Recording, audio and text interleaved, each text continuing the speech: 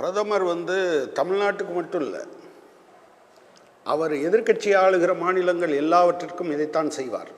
இது பாஜகவின் சொத்து இல்லை, யாரும் டீ வித்து சம்பாதிச்ச சொத்தும் கிடையாது.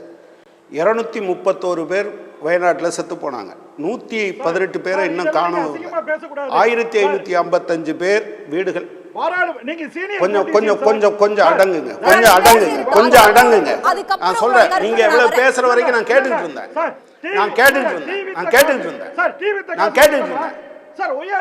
ஆமா, யாருடைய தீ வித்த காசையும் நான் கேட்கல. என்னுடைய வரிப்பணம், என்னுடைய வரிப்பணத்தை கொடுக்கணும்.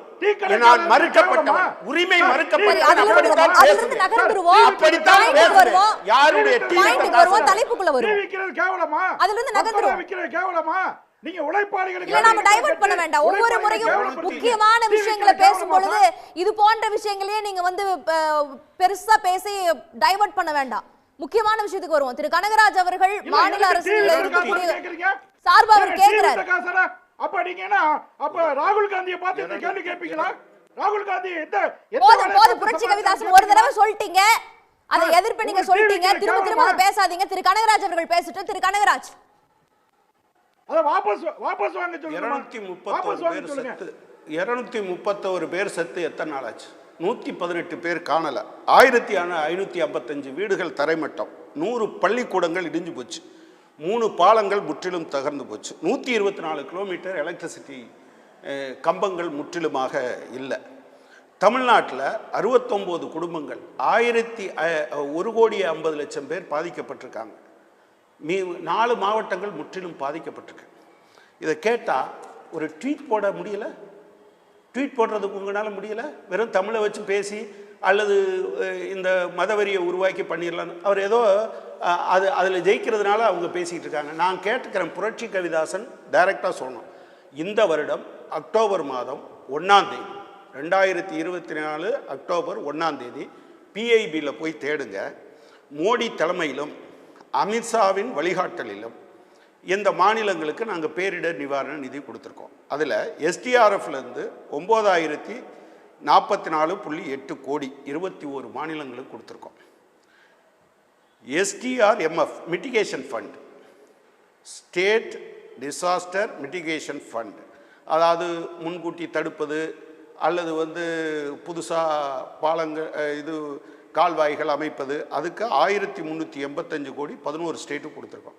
அடுத்து ஒன்று வருது, என்டிஆர்எஃப் நேஷனல் டிசாஸ்டர் ரிலீஃப் ஃபண்டில் இருந்து 4528.66 கோடி 15 மாநிலங்களுக்கு கொடுத்துருக்கோம்.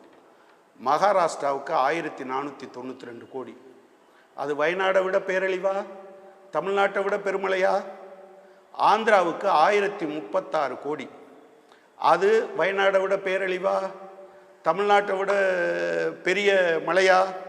அஸ்ஸாமுக்கு 716 கோடி, பீகாருக்கு 655 கோடி, குஜராத்துக்கு 600 கோடி. நான் கேட்குறேன், எங்கள் வைத்தறிச்சலை கொட்டிக்காதீங்க, இது எங்கள் காசு. உங்களுக்கு டீ வித்த காசான்னு கேட்டோன்னு கோபம் வருதில்ல? நீங்கள் சட்டத்தை சொல்லி என்கிட்ட இல்லைன்றீங்க. ஆனால் அக்டோபர் மாதம் 1ஆம் தேதி 2024 public information bureau of central government வெளியிட்டதில் இதெல்லாம் இருக்குது. நான் இன்னும் அந்த 14 மாவட்டம் மாநிலம் எதெல்லாம் நான் என்னால் சொல்ல முடியும். ஆனால் நீங்கள் தமிழ்நாட்டுக்கு கொடுக்க மாட்டீங்க. ஆனால் அதில் தமிழ்நாடு இல்லை. சினிமா 14 மாநிலங்கள்ல தமிழ்நாடு இல்லை, இல்லை தமிழ்நாடு இல்லை, இல்லை பிஜேபி இல்ல, புதுச்சேரி இல்ல, தமிழ்நாடு இல்ல. பார்வை என்ன திரு கனகராஜ்? ஆந்திராவுக்கு மகாராஷ்டிராவுக்கெல்லாம் ஒதுக்கப்பட்டிருக்கு அப்படின்னா அதற்கான காரணம் என்னன்னு நீங்க நினைக்கிறீங்க? அவர்களுக்கும் ஒரு இது போல பேரிடர்களை சந்திக்கும் போது எப்படி தமிழ்நாட்டுக்கு ஒரு தேவை இருக்கோ அது போல அவர்களுக்கும் தேவை இருக்கலாம். அந்த நிதி அவர்களுக்கு சென்று சேர வேண்டிய சரியான நிதியா தான் இருக்கும்னு நினைக்கிறியா? தமிழ்நாட்டுக்கு கொடுக்கப்படவில்லை என்பது அட்ரஸ் பண்ணப்பட வேண்டிய விஷயம். ஒரு நிமிஷம் தமிழ்நாட்டுக்கு கொடுக்கப்படவில்லை என்பதை அட்ரஸ் பண்ணப்பட வேண்டியது ரொம்ப நாங்கள் கனிவாக இருக்கோம். அதெல்லாம் தூக்கி ஓரமாக வைங்க.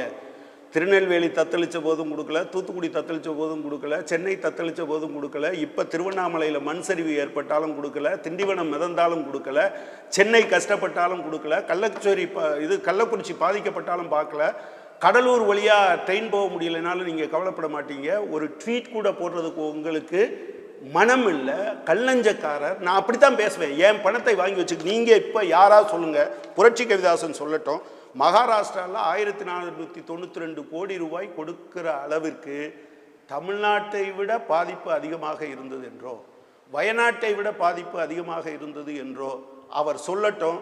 நான் மன்னிப்பு கேட்குறேன், காலில் விழுந்து மன்னிப்பு கேட்குறேன்.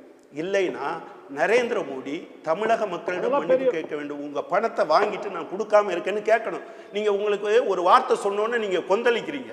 நீங்கள் இப்போ சொல்லுங்கள், தேசிய பேரிடர் மேலாண் NDRF நேஷனல் டிசாஸ்டர் ரிலீஃப் ஃபண்டில் இருந்து, நிவாரண நிதியில் இருந்து இந்த 14 மாநிலங்களுக்கு கொடுத்துருக்கீங்க, தமிழ்நாட்டுக்கு இல்லை. இந்த மாநிலங்கள் தமிழ்நாட்டை விட அல்லது வயநாட்டை விட அதிகமாக பாதிப்புகளை சந்தித்தது என்று நீங்கள் சொன்னால் நான் கேட்டுக்கொள்கிறேன். இதெல்லாம் என்ன தெரியுமா, வயநாட்டுக்கு பின்னால் நடந்தது. அதுதான் அப்போ ஓரவஞ்சனையோடு, இதுக்கு பேர் என்ன தெரியுமா, என்னுடைய வரிப்பணத்தை திருடி, இந்த வார்த்தையை நான் கான்சியஸோடு தான் சொல்கிறேன், நீங்கள் பதில் சொல்லுங்கள். என்னுடைய வரிப்பணத்தை எடுத்து எனக்கு கொடுக்க மாட்டேன்னு நீங்கள் சொல்கிறீங்க.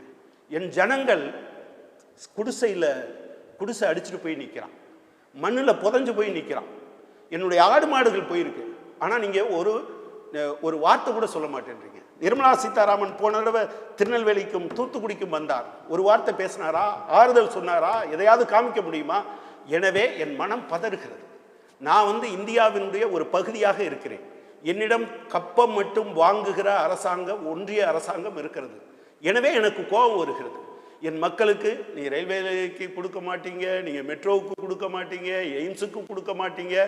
இப்போ நீங்கள் சொல்லுங்கள், நேஷனல் டிசாஸ்டர் தேசிய பேரிடர் நிவாரண நிதியிலிருந்து இவங்களுக்கெல்லாம் கொடுத்தது நியாயம்னா தமிழ்நாட்டுக்கும் கேரளாவுக்கும் கொடுத்தது நியாயம் இல்லைன்னு நீங்கள் சொல்லணும். இப்போ இது தேசிய தென் மாவட்டங்களுக்கும் சேர்த்து 276 கோடி ரூபாய் கொடுத்தாங்கல்ல. இப்ப அக்டோபர் ரிலீஸ்ல தான் தமிழ்நாட்டுக்கு கொடுக்கல, அதான் 276 கோடி ரூபாய் முன்னாடியே கொடுத்துட்டாங்களே. நான் தான் உங்கள்கிட்ட கேட்குறேன்ல, அதைத்தான் நான் என்ன கேட்குறேன், தமிழ்நாடு பாதிக்கப்பட்டதை விட மகாராஷ்டிரா பாதிக்கப்பட்டதா? 1492 கோடி ரூபாய் கொடுக்குற அளவுக்கு பாதிக்கப்பட்டதா நீங்கள் சொல்லுங்கள். ஆந்திராவுக்கு 1036 கோடி பக்கத்தில் தான் இருக்கும், செய்தியை பார்த்துக்கிட்டு தான் இருக்கும். குஜராத்துக்கு 600 கோடி. வருஷம் அள்ளி கொட்டுறீங்க. நான் உழைக்கிற பணத்தை உங்களுக்கு தெரியுமா, குழந்தைகளுடைய பால் பவுடர் இருக்குல்ல, அதுக்கு எத்தனை % ஜிஎஸ்டி தெரியுமா?